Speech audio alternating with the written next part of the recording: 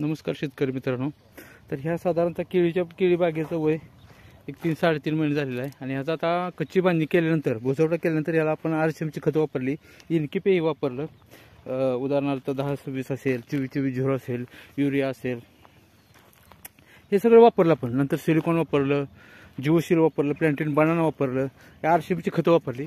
नंतर झालं काय प्रॉब्लेम ह्याचा की हे चुनखडीयुक्त जमीन आहे आणि चुनखडीयुक्त जमीन असल्यामुळं ह्या जमिनीला फेरसची डिफिशियन्सी आली आणि जशी नवीन पानं निघू लागली, नवीन वाढ केळीची होऊ लागली, तसतसं ह्याला फेरसची अतिशय कमतरता जाणवू लागली.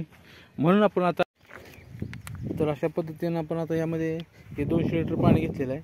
या पूर्ण बागेला 200 लिटर पाणी लागतं आणि 200 लिटरमध्ये हे फेरस सल्फेट प्रोफेर 12 FeEDA12 म्हणजे हे 12% आहे. यामध्ये महापीडचं आहे आणि हे आपण 250 ग्रॅम घेणार आहोत.